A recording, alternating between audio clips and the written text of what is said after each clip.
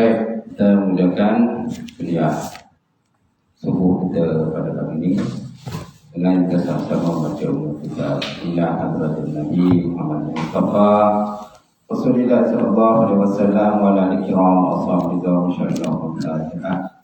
A'udzu billahi minasyaitonir rajim. Bismillahirrahmanirrahim. Alhamdulillahirabbil alamin. Ar-Rahmanir-Rahim. Maliki yaumiddin. Iyyaka na'budu wa iyyaka nasta'in. Ihdinas siratal mustaqim, siratal ladzina an'amta 'alaihim ghairil maghdubi 'alaihim waladdallin. Amin. Assalamualaikum warahmatullahi ta'ala wabarakatuh. Alhamdulillah wahdah sadaqa wa'dah wa nasara 'abdah wa 'azza jindahu wa hazama al-ahzaba wahdah. Asyhadu an la ilaha illallah wahdahu la syarika lah wa asyhadu anna Muhammadan 'abduhu wa rasuluh. Allahumma shalli wa sallim ala sayyidina wa nabiyyina wa habibina wa syafiina wa nabiyina wa maulana Muhammad Nabi Muttaqin wa qadir an jahilin wa ala alihi wa sahbihi wa man ta'a bi da'watihi wa sunna bi sunnatihi ila yaumil. Rabbi ishrah li sadri wa yassir li amri wa hlul 'uqdatam min lisani yafqahu qawli.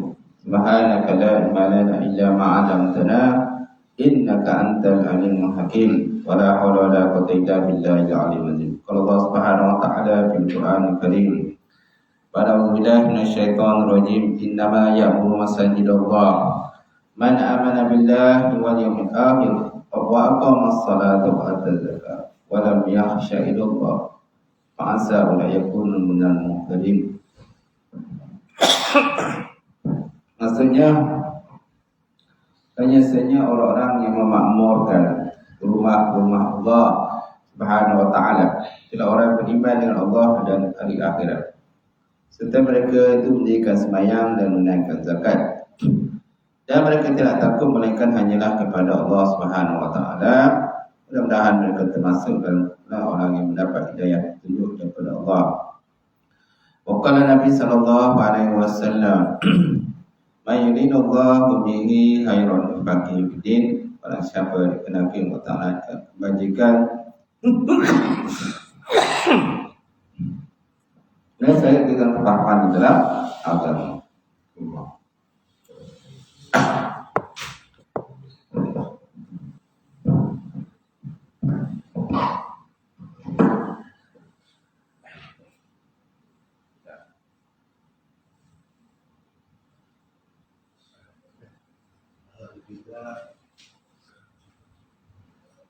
Tisu ni seorang letak tisu satu atas sekali.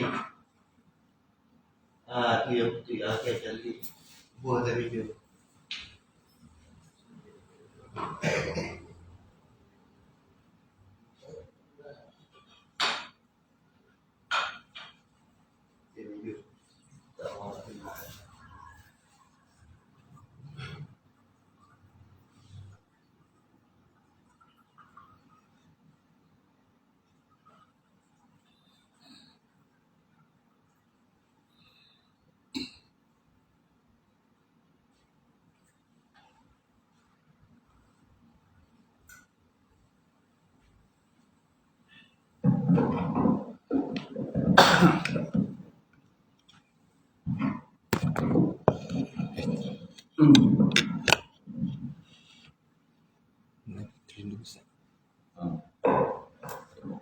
InsyaAllah kita sambung kuliah subuh. Soal apa? Soal 54. Menyapu sebagian kepala. Okey, menyapu. Baik, kemudian kepada rukun duduk yang seterusnya adalah menyapu sebahagian kepala. Al-mashu ba'da ra'si. Al-mashu ba'da ra'si. Maknanya menyapu sebahagian kepala. Raksun mana kepala lah. Jadi menyapu sebahagian kepala hukumnya wajib. Semua macam mana dikatakan sebahagian, itu ini terpaksa lah. Macam mana dikatakan sebahagian kepala? Adakah 1/2 kepala? Ini persoalan. Kalau sebut sini menyapu sebahagian, ya. Jadi menyapu sebahagian kepala hukum wajib menurut ijma' ulama. Berdasarkan firman Allah Subhanahu wa taala dalam Quran, wamsahu biru'usikum. Wamsahu biru'usikum, dan sapulah sebahagian kepalamu. Surah Al-Maidah ayat 5 ayat 6. Jadi perkataan kepala bermaksud anggota tempat tumbuh rambut yang biasa. Maksud kepala ialah anggota tempat tumbuh rambut yang biasalah. Memadailah menyapu apa yang boleh disapu, walaupun selai. Sekurang-kurangnya bahagiannya ada kepada kepala, dan boleh disapu dengan sekurang-kurangnya sebahagiannya ada pada jari. Boleh sapu dengan sekurang-kurangnya sebahagiannya ada pada jari. Ini berdasarkan hadis diriwayatkan oleh Al-Mughirah bin Syu'bah. Masuk kepala ialah anggota ataupun bahagianlah, bahagian tempat tumbuh rambut kita. Mana bahagian tempat tumbuh rambut, situlah dikatakan kepala lah. Memadai menyapu yang boleh disapu, walaupun selai. Walaupun selai pun dah kira memadai.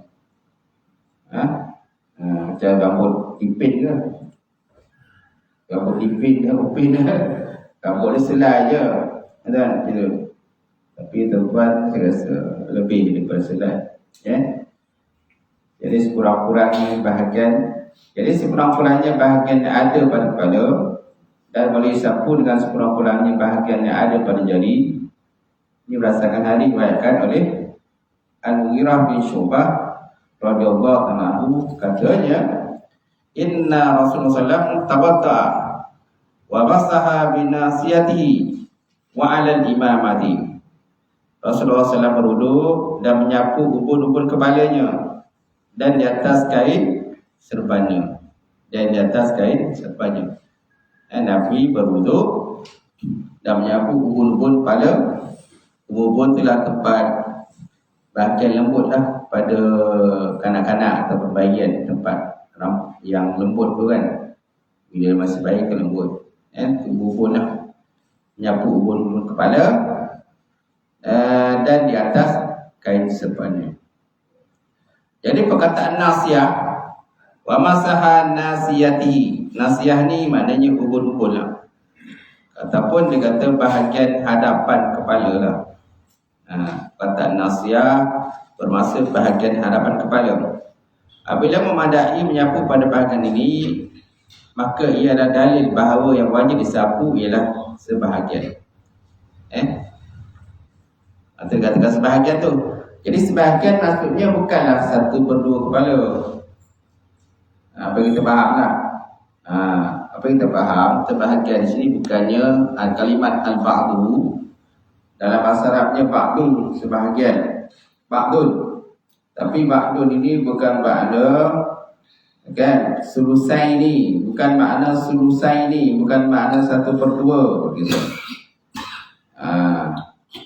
Jadi jangan kita faham kalimat ba'dun tu ialah memanglah ba'dun tu bahasa Arab. Terjemahan ba'dun ni biasanya satu sebahagian. Sebahagian, kalau kita bahagian kita orang Melayu ni, sebahagian ni biasa 1/2 lah. Betul? Kita orang Melayu ni sebahagian biasanya 1/2. Tetapi untuk orang Arab, kata-kata sebahagian bukan bermakna 1/2. Dia boleh lebih daripada 1/2 dan boleh kurang daripada 1/2. Kita kena faham lah. Betul. Jadi maknanya kalimat ba'dun, ba'ain dot ba'dun kan, la bimakna sulusaini, tidaklah bermakna 1/2 dia kata. Jadi boleh lebih daripada 1/2 dan boleh kurang daripada 1/2. Faham kan? Macam tu.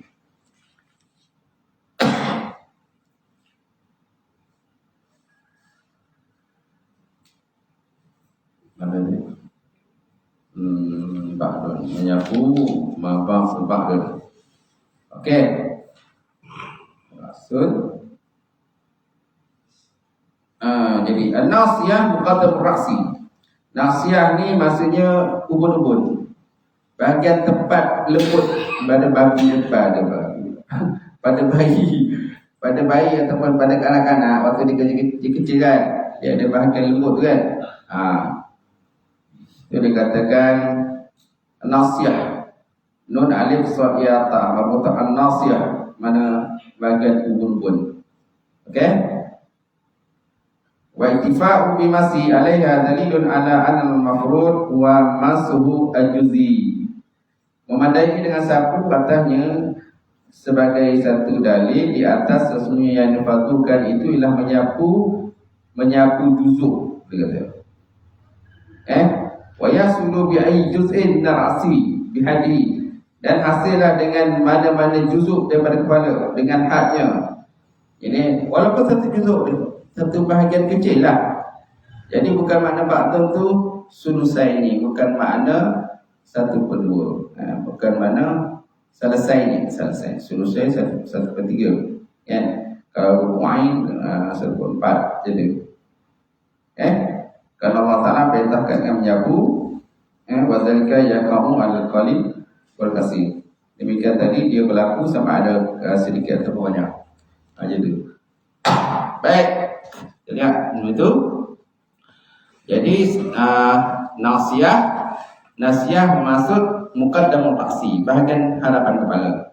Apabila memadai menyapu pada bahagian ini, maka ia adalah dalil bahawa yang wajib disapu ialah sebahagian. Dan terhasil pada mana bahagian yang ada dalam batasan kepala, dan terhasil pada mana-mana bahagian yang ada dalam batasan kepala kita. Wa yasulu bi ayyi juz'in min ar-ra'si bihadihi. Hasillah dengan mana-mana satu juzuk dia. Walaupun satu juzuk. Jadi bukan mana bahagian satu bahagian, bukan mana bahagian ni 1/3, 1/2, bukan. Maknanya bukan 50-50, bukan makna sebahagian macam tu. Tapi maknanya satu juzuk, bi ayyi juz'in min ar-ra'si dalam bahasa Arabnya. Okey. Ini kerana perintah Allah Ta'ala ialah supaya menyapu, dan penyapuan itu terhasil terhadap bahagian yang sedikit ataupun bahagian yang banyak. Sama sikit ke banyak ke, walaupun tadi dia kata walaupun sehelai kan, walaupun sehelai daripada bulu tadi, walau sya'ratun min ar-ra'si, walaupun sehelai dia bahagian rambut di kepala tu, maka sudah memadai lah. Dan disunatkan 3 helai. Disunatkan 3 helai lah rambut yang mana-mana rambut yang terkeluar pada batas kepala, itu tak boleh. Mestilah rambut yang dalam had kepala. Kalau rambut tu kalau ditarik melebihi daripada tempat tumbuh tu, maka tak memadai lah. Contohnya kadang-kadang budak remaja kan rambut dia panjang. Budak muda rambut dia panjang kan, kita nak gunting lah. Macam tu. Jadi dia sapu tu rambut yang dah berjuntai tu. Rambut berjuntai tu dia disapu kan, tak boleh lah. Tak boleh. Sebab dah keluar daripada batasan kepala. Dah keluar pada batasan kepala. Okey?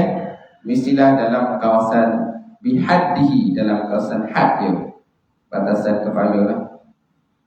Walaupun sehelai dari sunat ke 3 helai lah. Macam tu. Kalau nak sapu semua kepala boleh tak Ustaz? Boleh je. Sapulah semua kepala pun tak apa. Okey? Kalau tak ada kepala, dia tak ada kepala kan. Tak ada kepala, semua ada kepala. Baik.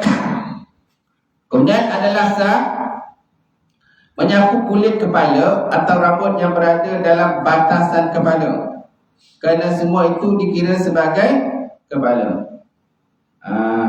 Dan sahlah menyapu kulit dia, yang ada kulit je. Tak? Bulu tak ada, rambut tak ada.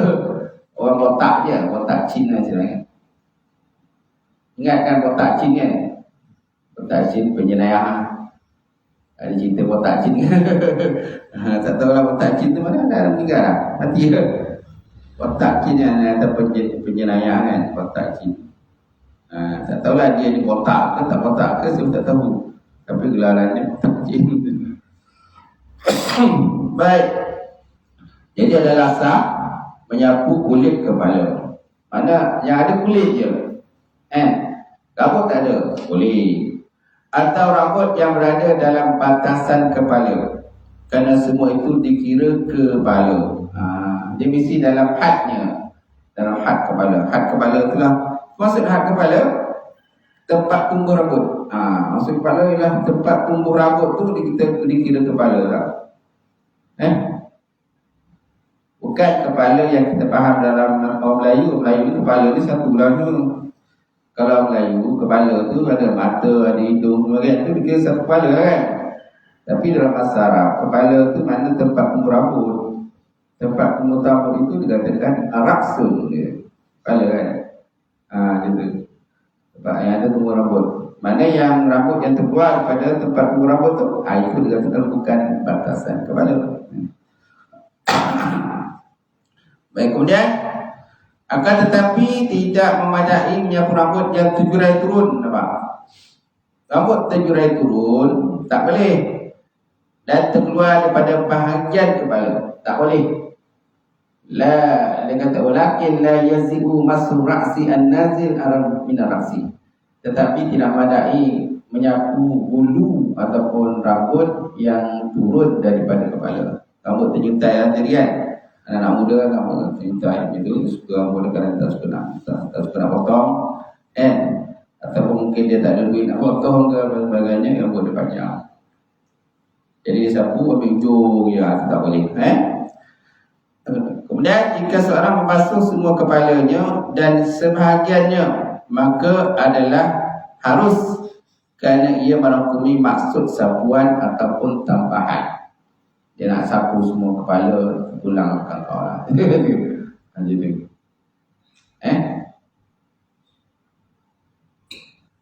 Walau ghasala ra'sahu aw ba'dihi badal masih jada. Baik. Kemudian jika di atas kepala ada tutupan dan dia tidak mahu menanggalkannya, sama ada kerana keuzuran atau tiada keuzuran, maka memadai dia menyapu ubun kepala, iaitu bahagian permulaan kepala, berdasarkan hadis Al-Mughirah yang telah disebutkan. Memadai juga hanya dengan menekapkan tangan di atas kepala tanpa melalukan pun boleh. Memadai dengan menekap pun boleh, ya kan? Gitu. Tapi disunatkan melalukan lah gitu. Okey. Waalaikumsalam. Jadi so maknanya kalau di atas kepala tu ada tutupan. Wa in kana ala ra'si qata'un. Dia. Wa in kana ala ra'si qata'un wa la yuridu nazmu li uzri aw li ghairi uzri fa innahu yakfi masun nasiyah. Maka di atas, kalau kepala tu di atas tutupan, contohnya orang pakai serban kan, orang pakai serban, pakai sokok kan, di atas kepala dia ada serban atau sokok. Jadi ketika kat wuduk tu dia tak nak tanggalkan. Tak nak tanggalkan serban dia dan tak nak tanggalkan kopiah kan. Jadi memadai di tolak ke atas sikit lah. Tolak lah atas sikit, yang penting dapat dibasuh bahagian ubun-ubun kan. Bahagian ubun tu naklah dibasuh, dibasahkan macam tu. Wa in kana ala ra'si waqa'un wa la yuridu nazna'u li uzrin aw li ghairi uzrin fa innahu yakfi masun nasiyah wa hiya muqaddamatun dan kata bahagian ubun itulah dikatakan bahagian hadapan kepala. Ini sudah memadai. Iaitu bahagian permulaan kepala berdasarkan hadis Al-Mughirah yang telah disebutkan. Memadai juga hanya dengan menekapkan tangan. Boleh juga menekapkan tangan. Wa yakfi wada'il yadi 'ala ra'si. Memadai dengan meletakkan tangan. Kalau sini terjemahkan menekap, tapi bahasa Arabnya wada'. Wada' ni meletak. Boleh meletak. Memadai meletakkan tangan 'ala ra'si atas kepala tadi. wala yashrahu mataha, dan tak tasbih kita lalukanlah. Tasbih lalukan pertama. Tetap tak, yang penting masalah gitu. Yang penting masalah rambut tadi, walaupun selai rambut gitu. Dan hukumnya adalah wajib. Yang termasuk hukum duduk. Sesiapa yang tidak membasuh sebahagian kepala, masuk sebahagian kepala ini bukan makna satu kedua penerbangan. Bukan makna ba'du itu bukan makna satu kedua. Dia boleh kurang satu kedua ataupun lebih satu kedua. Itu. Sekurang-kurangnya selai kan, yang wajib itu selai lah. Kalau basuh 3 lah, junah. Boleh? Gitu. Kemudian cara menyapu kepala bagi wanita sama seperti lelaki lah. Dan nampak menyapu kepala ni sama lelaki perempuan. Apalagi kalau perempuan ni pula kamu dipanjangkan. Perempuan rambut ni kan kira mahkota lah kepada perempuan. Sebab ramai perempuan rambut panjang kan, gitu. Jadi dia nak sapu rambut dia panjang macam ni, dia sapu ke sini je, ke ujung rambut tu. Boleh ke? Tak boleh. Walaupun rambut dia tu panjang berjuta menjelo sampai ke tanah rambut dia, jadi nak sapu rambut ke ujung tak boleh. Dia mestilah sapu di dalam bahagian rumbuh rambut, bahagian tempat tumbuh rambut tu. Jadi cara menyapu kepala bagi wanita sama seperti lelaki. Dia wanita boleh memasukkan tangannya di bawah kain tudungnya sehingga sapuan itu benar-benar kena rambutnya. Kenapa perempuan pakai kain tudung, jadi nak masuk rambut tu dia masukkan jarinya di bawah tudung kan, anak tudung kan. Biasa kalau perempuan pakai anak tudung, dia masukkan jari yang basah tadi ke bahagian anak tudung untuk basuhkan kepala dia. Boleh tak? Boleh. Sebab dia tak nak mendedahkan auratnya, tak nak rambutnya nampak pada orang lain. Dia malah nak buka tudung, jadi dia ambil, dia basahkan air tu, jalan tangan dia masukkan tudung tu, bawah tudung dia nak tudung. Bolehlah untuk wanita. Yang penting jangan rambut yang terjuntai, rambut yang panjang atau menjelo kan. Baik. Kemudian yang kelima, membasuh kedua kaki berserta pukulan. Ghuslu rijlaini ma'al ka'baini. Membasuh dua kaki berserta dua pukulan. Hukumnya wajib menurut ijma' ulama Islam yang pertama. Berdasarkan firman Allah Subhanahu wa taala dalam Quran, wa arjulahum wa arjulakum ilal ka'bain. Dan basuhlah kedua belah kaki kamu sehingga kepada buku lali. Ila mana sehingga lah, ila ka'baini, sehingga kepada buku lali itu. Dan berdasarkan hadis yang masyhur dan banyak diriwayatkan oleh para sahabat. Antaranya lah hadis yang diriwayatkan oleh Sayyidina Utsman, kemudian Sayyidina Ali, Abu Hurairah, Ibnu Abbas, Abdullah bin Zaid dan selain daripada mereka. Adalah wajib membasuh setiap satu kaki berserta buku lali. Wajib membasuh setiap satu kaki berserta buku lali, iaitu dua tulang yang timbul pada dua sisi kaki, pada sendi kaki dan betis. Pada setiap kaki ada dua buku lali, betul tak? Semua ada buku lali kan? Tak ada yang tak ada buku lali. Semua ada buku lali. Yang tak ada binatang tak ada buku lali. Gitu.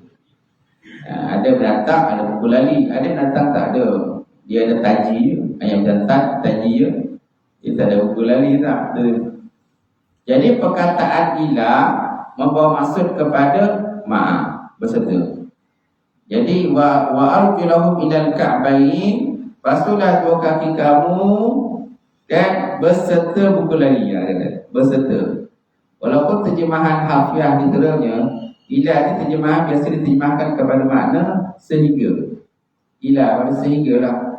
Dia sama seperti hatta sehingga. Tapi di sini ila bermakna ma'a. Ila sehingga bermakna dengan makna berserta. ma'a berserta lah, ma'iyah berserta. Jadi naklah dibasuh kali berserta mana?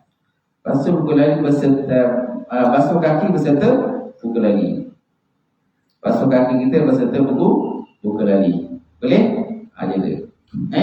Iaitu membasuh kaki berserta buku lagi. Bukan sehingga buku lagi, tapi berserta buku lagi. Berdasarkan hadis Abu Hurairah yang lalu, hatta asra'a bisaq, sehingga baginda memasukkan basuhan lebis. Dan berdasarkan hadis diriwayatkan oleh An-Nu'man bin Bashir radhiyallahu ta'ala anhu, katanya anna Nabi sallallahu alaihi wasallam aqbala ilaina biwajhihi wa qala aqimu sufufakum wa laqad ra'aitu rajulan minna yalsiku ka'bahu bi ka'bi sahibihi wa man kibahu biman kibihi. Maksudnya Nabi SAW menghadap ke arah kami seraya berkata, luruskan saf kami, luruskan saf kamu. Ni kita nak sembahyang kan, nak solat kan. Jadi nak solat, Nabi pandang ke belakang, tengok safnya dan lurus ke dulu. Itu memang digalakkan lah siapa jadi imam. Tak digalakkan kita naik turun jadi imam tapi tak pandang kiri kanan. Sebelum takbir digalakkan pandang kiri kanan ke pandang belakang kan. Pastikan semua saf telah pun lurus, jangan ada saf-saf yang kosong. Itu sebab ini galak macam tu. Sebab ada kadang-kadang imam tak nyampe nak takbir. Jadi imam tak sampai nak takbir. Jadi tak digalakkan. Apalagi kalau sembahyang yang jumlah jemaah ramai. Sembahyang Jumaat, sembahyang Jumaat, sembahyang raya, jumlah jemaah ramai. Jadi kalau boleh imam tu jangan terus takbir, pusing dulu tengok kan jemaah tu kiri kanan depan belakang, kan? Pastikan semua saf-saf telah penuhkan. Boleh? Siapa jadi imam dah? Boleh? Masih? Itu. Seperti jadi imam, pastikan tengok jemaah tu, pastikan semua dah penuh. Lepas tu barulah ngadap kiblat, barulah takbiratul ihram jadi imam. Dailah kelas main seseorang tuan. Ada orang ikut belakang tu, jin ke apa tu, orang lain ikut kan gitu. Malaikat tu kan itu. Jadi Nabi menghadap ke arah kami seraya berkata, luruskan saf-saf kamu, sa'u sufufakum kan, ataupun aqimu sufufakum. Kata raqad ra'aitu rajula minna yasiku ka'bahu bi ka'bi sabi. Sesungguhnya aku melihat seorang lelaki daripada kalangan kamu merapatkan buku kelalinya dengan buku lali sahabatnya, dan bahunya dengan bahu sahabatnya. Mana kedudukan, nak katakan kedudukan satu rapat lah. Jangan satu kata disebabkan mungkin dia tengok kawan ini maka jadi pemalas selekit. Kawannya selekit, jadi dia tak nak duduk rapat dengan kawan dia tadi, dia jarang tu. Ada juga macam tu biasanya tu kan. Mungkin dia berbulu kawan tu. Dia lah mungkin gaduh dan sebagainya. Bila tanya sembahyang jemaah, sabar sembahyang jemaah. Tahu sembahyang. Tapi sebabkan buku dalam hati ni, konon pula sekolah satu sah tu, dia usul sekolah kan. Tak nak dia okey dah. Jauh jarak dia kata macam tu. Kan? Dia tak boleh nak macam tu. Baik, kemudian adalah wajib menyampaikan air ke seluruh kaki, sehingga tidak tinggal sedikit pun pada bahagian kaki, sama ada tempat kuku atau belahan atau di bawah bulu kaki. Melainkan naklah disampaikan air. Kena sampaikan air. Kalau ada bulu-bulu kat kaki tu kena disampaikan air. Kalau ada apa benda-benda yang mencegah sampai air, naklah dibuang lah. Seperti cat ke minyak ke sebagainya, maka naklah itu buang, dibersihkan gitu. Adalah penting memastikan air sampai ke bahagian tumit belakang kaki. Berdasarkan hadis diriwayatkan oleh Abdullah bin Umar radhiyallahu ta'ala anhu, anna Rasulullah ra'a jama'atan Nabi SAW melihat satu jemaah tawatu mereka itu berwuduk wa baqiyat a'nabahum, tetapi tumit-tumit mereka kelihatan jelas tidak terkena air. Nampak? Wa baqiyat a'nabahum tuluhu lam yamsasha al-ma, lam yassasha. Nabi nampak tumit-tumit mereka kelihatan jelas tak kena air. Lam yamsasha, tidak tersentuh air atau tak kena air lah. Faqala maka Nabi SAW berkata, wailun mana celaka, li'anati benar. Mana celaka untuk tumit-tumit itu daripada api neraka. Celakalah tumit-tumit itu daripada api neraka. Sebab apa? Sebab tak kena air. Sebabnya bila kita kat wudu tu akan basuh kaki kan, pastikan sampai tengok kan, sampai tak air ke bahagian tumit belakang lah. Kadang-kadang orang terlepas pandang aja, pandang bahagian depan je. Itu juga ketika basuh tangan, naklah sampai kepada sikuan, pastikan kena air kat siku lah.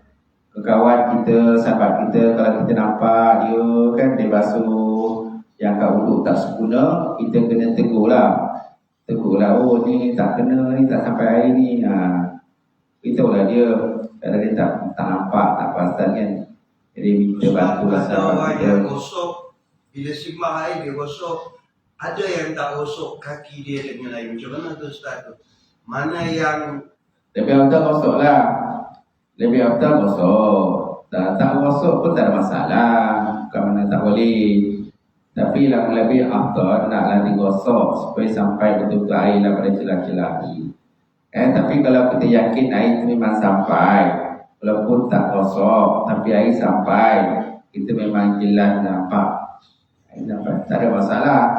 Itu sebab gosok ni sunat je, sunat yang menggosok untuk ittiba, kerana nak ikut Rasulullah sallallahu alaihi wasallam tu. Sebab kalau tak gosok ditakuti air mungkin tak sampai itu. Tapi kalau dia yakin air sampai, tak ada masalah. Kalau kita yakin itu, nampak ada tengok kanan, pernah belakang nampak air sampai ke tumit cuma kan, itu air sampai siku. Baik. Seterusnya apa lagi? Diriwayatkan daripada Ibn Umar Ibn Attab katanya, anna rajulan tawadda fataraka mawdi'a zuhurin ala qadamaihi fa'absarahu Nabi sallallahu alaihi wasallam, irji fa'ahsin wudu'aka wa raja'a summa shalla. Seorang lelaki berwudu lalu membiarkan satu tempat di bahagian kuku kakinya. Hal ini diperhatikan oleh Nabi SAW. Lantas baginda bersabda, irji, kembalilah kamu, wa ahsin, dan perbetulkan wuduk kamu, perelokkan wuduk kamu. Farja'a, lalu lelaki tadi pun kembali semula untuk mengangkat, untuk berwuduk, kemudian dia bersembahyang. Dia bersembahyang. Jadi Nabi nampaklah yang air itu tak sampai pada bahagian kuku. Sebabnya kuku itu naklah sentiasa dipotongkan kuku kita, supaya air sampai pada bahagian kuku. Jangan ada daki-daki lah pada bahagian kuku kita. Daki ke cat, kan? Apalagi kalau orang kerja bengkel lah. Orang kerja bengkel kan, dia memang tangan dia selalu kena minyak dan sebagainya. Jadi itu kena lebih lagi lah, kena bersihkan. Kena bersihkan betul-betul. Pastikan jangan ada sesuatu something yang mencegah air sampailah pada bahagian kuku kita gitu. Macam cikgu sekolah, ustaz ngajar sekolah, mana ada tangan dia kotor, bersih je tangan dia kesat. Orang kerja kilang pun tengoklah departmen apa. Kalau departmen yang jenis buku membungkus ni, tangan bersih je, tak ada kotor. Cuba departmen yang kotor, yang berlumpur campur minyak, bergaul minyak kan, memang tangan hitam selalu lah. Baik. Kemudian iaitu dia menyempurnakan wuduknya dan memperelokkannya. Jadi Nabi menegurlah Nabi menegur seorang lelaki yang tidak menyempurnakan wudu, di mana ada satu tempat bahagian kuku, dia kata. Fataraka mawdi'a zufurin ala qadamaihi. Fataraka mawdi'a zufurin, maka lelaki tadi meninggalkan satu bahagian di bawah kuku lah, satu tempat di kukunya, ala qadami, pada kaki tadi. Ditinggalkan. Mana ada bahagian yang tak dibasuh lah, macam tu. Jadi naklah sampaikan air. Baik. Hukum ni menghukumi basuhan muka, tangan dan kaki. Oleh itu wuduk tidak sah jika pada anggota tersebut masih ada bahagian yang tidak dibasuh. Nampak? Oleh itu wuduk tidak sah jika pada anggota tersebut masih ada bahagian yang tidak dibasuh. Mestilah dibasuh semuanya. Walaupun satu juzuk dia kata. Wala yajzi al-wudu idza baqiya minha adna juz'in duna ghuslin. Maka tidak memadailah wudu apabila kekal daripadanya sekurang-kurangnya satu juzuk dengan sekurang-kurangnya satu juzuk dengan tiada dibasuh. Satu juzuk kan satu bahagian kecil kan? Nah, itu. Dalam bahasa Arab juz'in digunakan istilah juzuk. Juzuk kan satu benda kecil. Jadi tak memadai kalau tertinggal satu bahagian juzuk. Adana al-juz'in, mana sebahagian pada sekurang-kurang juzuk. Sekurang satu juzuk, mana satu bahagian kecil, jangan ada yang tidak dibasuh. Mesti dibasuh walaupun juzuk yang kecil. Gitu. Baik, kemudian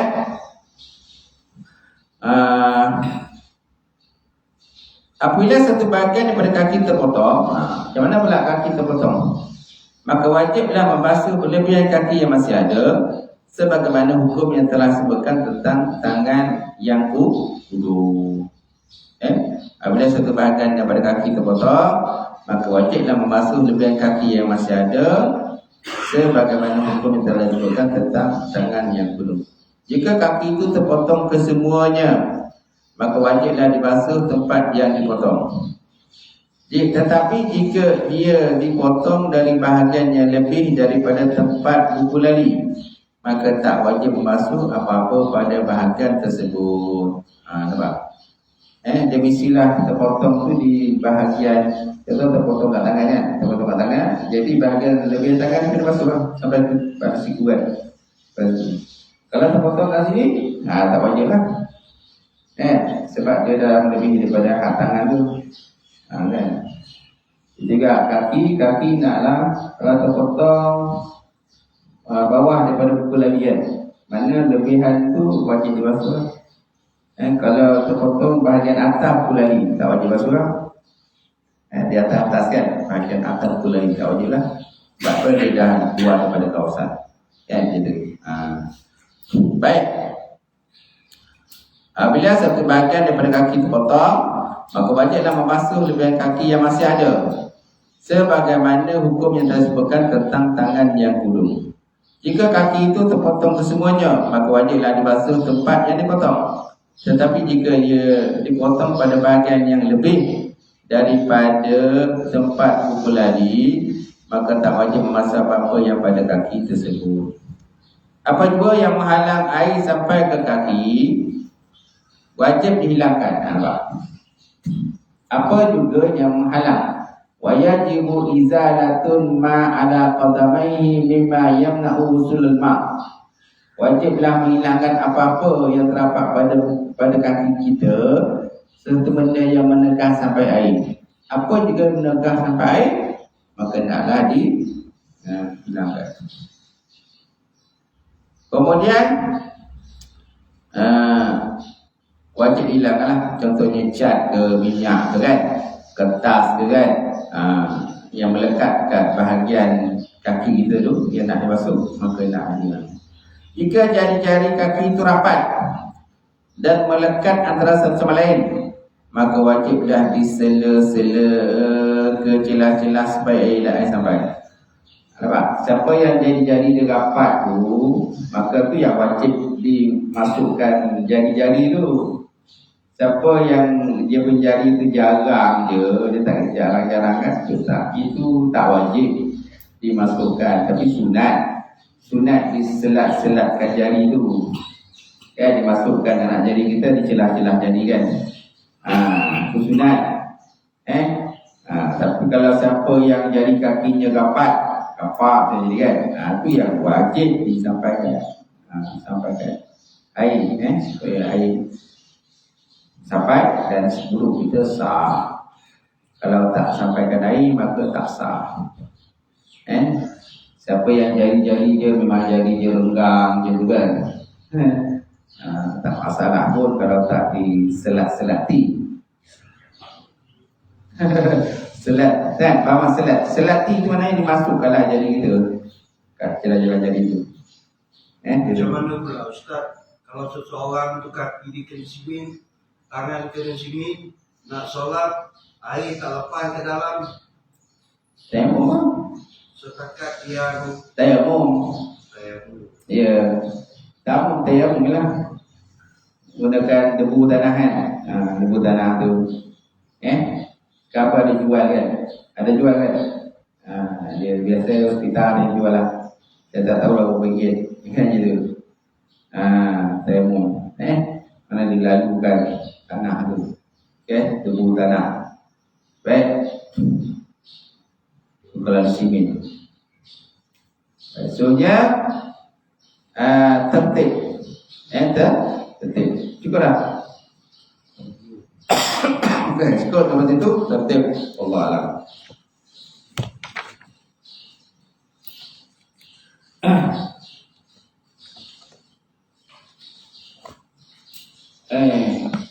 Ada pergi gayung? Ada pergi gayung ke?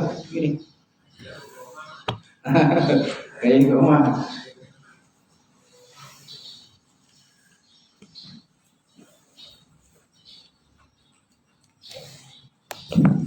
Kita baca sikit soal agama tu. Itu soal apa tu? Ingat tak?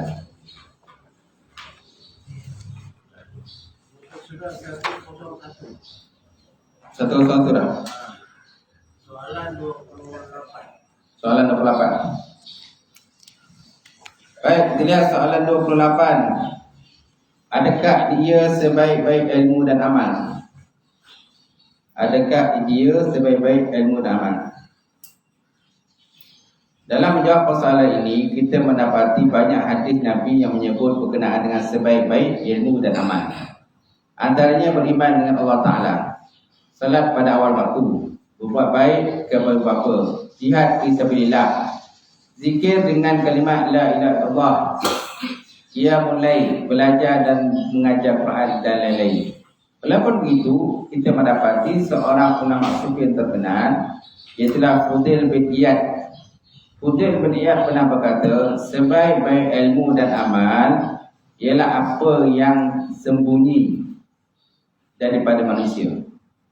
Apa yang sembunyi daripada manusia. Itulah sebaik-baik ilmu dan amal. Apa yang tersembunyilah. Apa yang tersembunyi daripada manusia. Jadi sebenarnya sebaik-baik amalan ni banyak hadis berkenaan dengan mana amal yang paling baik, mana amal yang paling bagus kan. Ada satu hadis tu Nabi pernah bersabda yang maksudnya ayyul amalu afdal, mana amalan paling baik. Jadi ada lelaki tanya pada Nabi, ada seorang sahabatnya Nabi, ayyul amalu afdal, mana amalan paling baik. Maka Nabi SAW menjawab, amalan yang paling baik as-salatu ala miqatiha, sembahyang pada waktunya. Summa ayun, kemudian apa lagi ya Rasulullah? Nabi pun jawab, birru walidaini, taat pada dua bapa.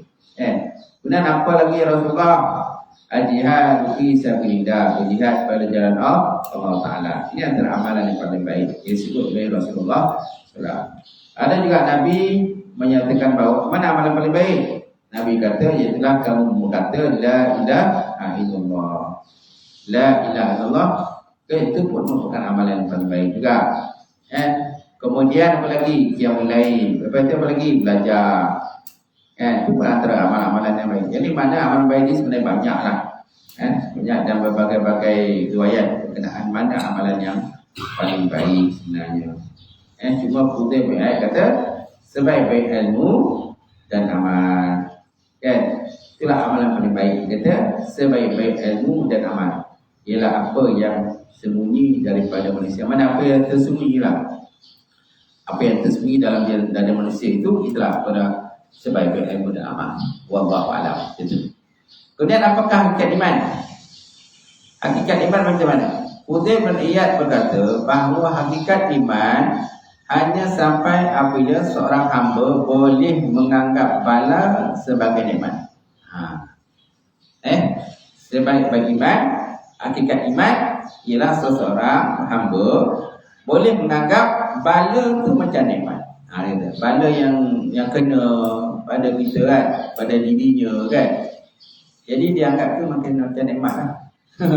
Susah kan nak jatuh. Biasa kalau orang anggap bala je saja, bala lah. Tapi kalau kita pandang daripada satu sudut, setiap bala tu pun ada hikmah je kan. Kita ada hikmahnya. Nabi SAW pernah bersabda, yang maksudnya kan, apabila Allah Ta'ala nakkan seorang hamba iza ara dan abdu kan, iza ara dan abdu bi abdihi khairan ajalan ukubah di dunia. Apabila Allah Ta'ala nakkan seorang hamba itu baik, Allah Ta'ala mensegerakan balasannya di dunia. Gitu. Wa iza arada Allah bi abdihi syarr amsaka bi zambihi hatta yu'fa bihi yaumil qiyamah. Bila Allah Ta'ala nakkan seorang hamba itu jahat, Allah Ta'ala biarkan dia kan. Biarkan dia buat dosa lah gitu. Wa iza arada Allah bi abdihi syarr amsaka bi zambihi hatta yu'fa bihi yaumil qiyamah. Sehingga Allah Ta'ala sempurnakan akan balasan azabnya di akhirat lah gitu. Jadi kalau Allah Ta'ala nakkan seorang hamba itu baik, Allah Ta'ala segerakan balasan di dunia supaya apa? Supaya dia dapat bertaubat. Allah Ta'ala kenakan balasan ini supaya dia sempat bertaubat lah. Sebab kalau Allah Ta'ala tak kenakan balasan dunia, dia tak sempat taubat. Dia tak mengaku salah dia. Tiba-tiba malaikat pun sampai. Terus dia punya keadaan dia terlupa kan. Dia masih lagi alfa lah, lalai buat dosa dan maksiat gitu. Boleh. Jadi seorang hamba boleh menganggap bala sebagai nikmat, kekayaan sebagai musibah, sehingga tidak dihiraukan siapa yang makan dunia, dan kita juga tidak suka dipuji atas ibadah kepada Allah yang dilakukan. Ini dikatakan sebagai hakikat iman. Oleh Fudail bin Iyad. Pernah ditanya kepada Fudail berkenaan dengan hakikat sesuatu. Bila berkata hakikat zuhud ialah sifat qanaah. Hakikat zuhud ialah qanaah. Qanaah tu apa? Qanaah ni cukup. Apa yang dah cukup lah kan? Apa yang dah cukup dulu kan itu. Atau qanaah lah. Dia tak ada sibuk nak minta lebih kan. Orang lain semua sibuk nak minta lebih. Tak? Sikit qanaah bagi kan. Tak lebih sikit. Qanaah ni cukup. Apa yang dah cukup lah, alhamdulillah kan je tu. Ada orang langsung tak dapat. Ada orang langsung tak dapat. Kita dapat cukup lah tu. Qanaah lah. Kemudian hakikat warak ialah menjauhi daripada benda haram. Apa je benda haram kita jauhkan. Itu orang warak. Hakikat ibadah ialah menunaikan yang fardu. Siapa yang menaikkan fardu maka dia dah mendapat hakikat ibadah. Hakikat tawaduk, tunduk kepada Allah Ta'ala yang hak. Sesukar warak itu pada lidah. Sesukar warak itu pada lidah. Lidah antara anggota yang susah dikawal lah. Itulah lidah ialah anggota yang susah dikawal bagi orang yang boleh bercakap. Orang yang tak boleh bercakap bisu, lidah tak ada apa. Cuma dia tak ada bercakap.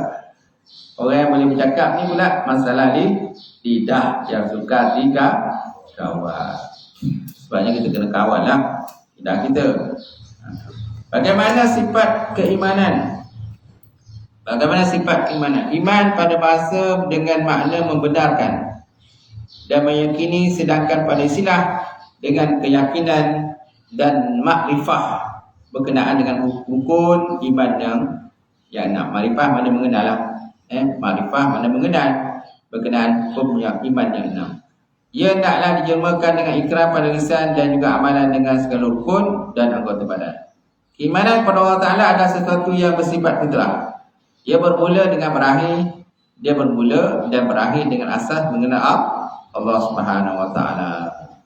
Itu sebabnya awal-awal yang kita kena belajar ialah bab tauhid kan. Dan dulu ketika sekolah rendah, antara benda yang asal kita kena belajar ialah bab tauhid, bab beriman kepada Allah Ta'ala, beriman pada Rasul dan sebagainya. Awaludin ma'rifatullah, awal-awal agama mengenal Allah Ta'ala. Tauhid ni adalah satu benda yang asas yang kita kena belajar. Siapa tak belajar tauhid, mana kuat iman dia tidak mantap lah. Iman dia tidak kuat, mudah digoyangkan. Sebab apa? Tauhid tidak kuat.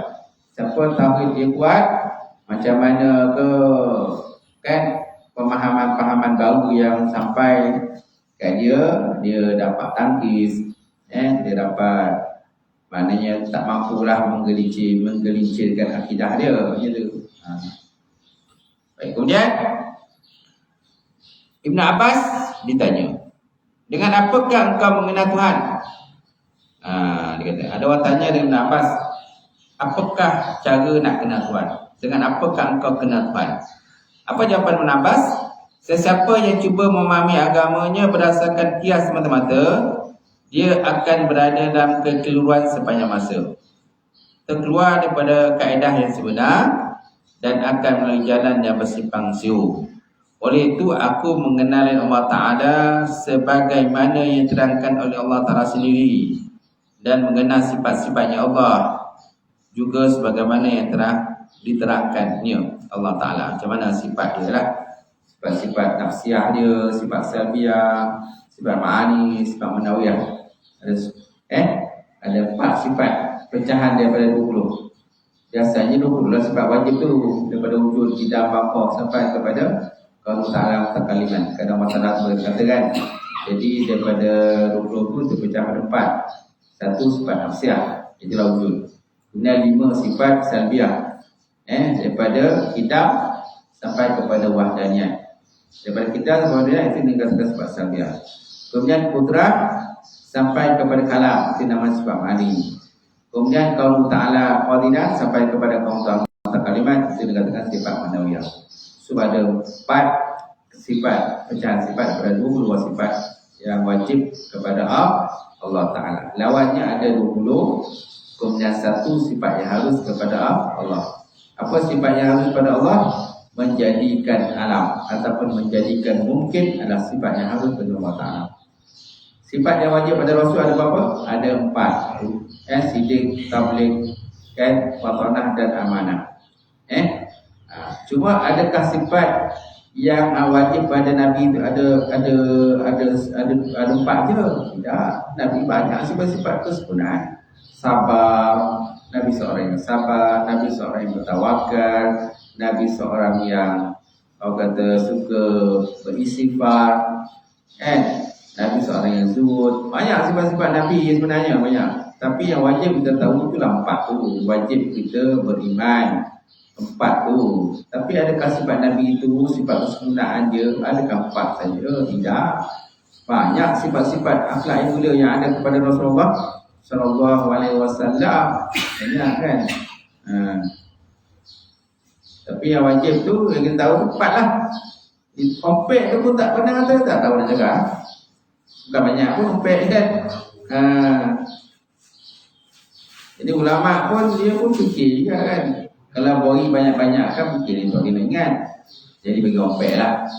Ompek tu kadang kita ingat.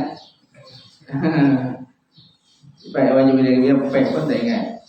Ataupun mungkin ingat, lawan dia tak ingat. Lawan dia tak ingat. Kan? Sidik benar. Lawan dia apa? Saya tak tahu. Tabligh menyampaikan lawannya. Lawannya pun ada tahu. Kan? Sebabnya bila siapa menjadi jurubika, digalakkanlah tanyalah benda-benda basic ni, tanyalah sikit. Jangan tak tanya langsung kan. Tanyalah sikit rukun iman, rukun Islam, kan? Benda-benda asas dia akan tahu. Sebab apa dia nak jadi, walaupun kadang-kadang dia ikut usul nikah, usul perkahwinan tu memang wajib lah siapa yang nak kahwin ikut perkahwinan. Tapi dalam usul perkahwinan tu banyak kadang-kadang dia dengar je. Dengar, dia tak ada, kecuali kalau ada soal jawab. Betul lah, ada kan. Ada kadang-kadang ikut usul nikah dia dengar, dia tidur, padahal tidur. Tak faham, dia tanya tak faham. Dan jadi berangan banyak. Macam tu, dia fikir nak kahwin je. Baik, seterusnya, siapakah musuh utama orang beriman? Okey. Siapakah musuh utama orang beriman? Wah. Siapakah musuh utama orang beriman? Wah. Sebenarnya musuh orang yang beriman adalah banyak. Sama ada musuh luaran ataupun musuh dalaman. Musuh ada dua, kan? Musuh dalaman dan musuh luaran. 4 musuh menurut Imam Ahmad bin Sahlun. Pertama, dunia. Dunia senjatanya ialah makhluk, sedangkan penjaranya ialah uzlah. Penjaranya uzlah. Senjatanya makhluk, sedangkan penjaranya ialah uzlah. Jadi macam mana kita nak jauh daripada dunia? Caranya uzlah lah. Mengasingkan diri dia, beruzlah. Syaitan senjatanya kenyang. Penjaranya, macam mana nak penjarakan syaitan? Lapar. So macam mana kita nak penjarakan syaitan ni, nak lawan syaitan? Banyak yang berlapar, berpuasa lah macam tu. Puasa sunat kan. Kalau puasa wajib tu malah kita buat. Ini puasa sunat ni digalakkan Senin Khamis. Kemudian nafsu senjatanya ialah tidur, sedangkan penjaranya adalah dengan berjaga malam. Dengan beribadah lah.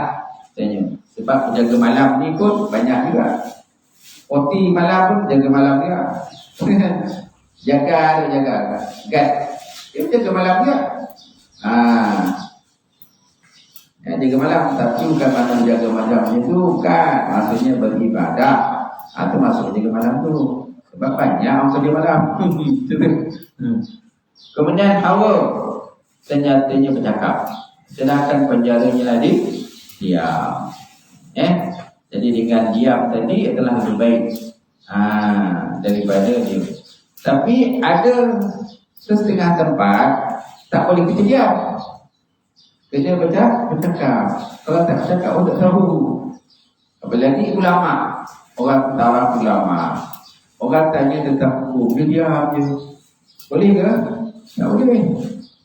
Kan? Adanya berlaku kezaliman, penindasan, tapi ulama dia bercakap. Sepatutnya bercakap.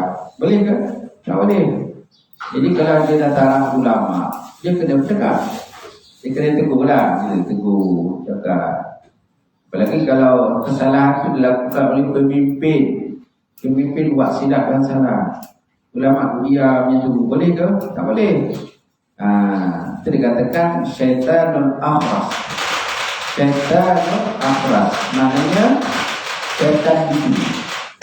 Istilahnya syaitan itu maknanya ulama-ulama yang tahu benda itu salah tapi diam. Baik. Kemudian apakah pandangan Imam Ghazali berkenaan dengan hakikat tauhid? Dalam kitab Ihya Ulumuddin, Imam Ghazali menuraikan hakikat tauhid. Dan membahaskan tauhid pada 4 peringkat. Pertama, tauhid orang munafik. Kedua, tauhid orang awam. Yang ketiga, tauhid muqarrabin. Yang keempat, tauhid siddiqin. Tauhid orang munafik hanya mengucap la ilaha illallah dengan lidah, tetapi hatinya lalai daripada memahami makna la ilaha illallah. Kan? Mulut aja berzikir la ilaha illallah, tapi cakap bohong, kan? Tapi cakap bohong, tapi juga mempelengkehkan orang lain. Suka menghina orang lain, dia pun tak boleh juga. Tauhid orang awam mempercayai makna lafaz seperti mana yang dipercayai oleh orang Islam. Sikit lafaz saja, tapi kandungan tauhid la ilaha illallah tu dia tak nak bertahu dah. Tauhid muqarrabin, muqarrabin mana orang yang dekat kepada Allah. Orang yang bersaksi dengan mencari kebenaran berdasarkan bukti-bukti Allah Ta'ala yang berikan. Tauhid sedikit. Tauhid sidik mana orang benar kan? Sedikit. Orang yang hanya melihat Allah Ta'ala sebagai kewujudan yang mutlak. Ini yang dinamakan oleh ahli tasawuf dengan fana dalam tauhid. Fana mana binasa kan? Binasa dalam tauhid. Fana bin tauhid. Mana orang yang melihat Allah Ta'ala sahaja sebagai wujud yang mutlak. Lainnya bukan wujud mutlak. Kita wujud berdasarkan kepada adanya Allah. Kalau Allah Ta'ala tak ada, maka kita bersaksi. Imam Ghazali berpendapat bahawa martabat yang keempat inilah yang paling tinggi kerana orang yang tidak melihat dalam penyaksian kecuali satu. Dia tidak melihat semuanya wujud itu banyak, bahkan dia adalah satu. Inilah martabat yang paling tinggi dalam tauhid. Wallahu a'lam bishawab. Habis sampai situ akan datang disambung perkembangan ilmu tasawuf. Wallahu a'lam bishawab. Ada soalan?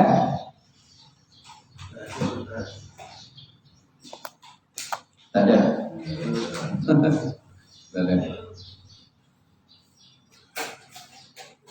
Coba, tak ada. A'udzubillahi minasyaitonirrajim. Amin ya rabbil alamin wa salatu wassalamu ala asyrafil mursalin wa ala alihi wa sahbihi ajmain. Allahumma zidna ilman nafi'a wa yaqinan sadiqa wa 'ilman mutaqabbala wa rizqan halalan mubarakatan kasira wa wasi'an ya fatah ya alim. Aulana qulubana bi nuri ma'rifatika wa ta'ala ta'arifin. Allahumma hakina bidin Allahumma hakina bidin. Allahumma ja'al hadza jam'an marhuma wa tafarraqana min ba'di tafarruqan ma'suma. Rabbana taqabbal wa baina qawmina bil haqq wa antum fadin. Rabbana faghfir lana dzunubana wa kaffir 'anna sayyi'atina wa tawaffana ma'al abrar. Rabbana atina fid dunya hasanah wa fil akhirati hasanah wa qina adzabannar. Walhamdulillahi rabbil alamin.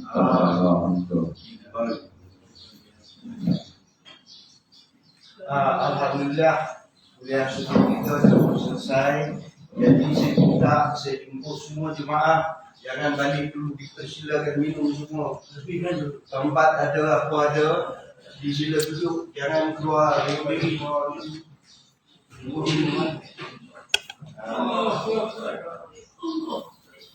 duduk buat, duduk semua. Ada kursi duduk.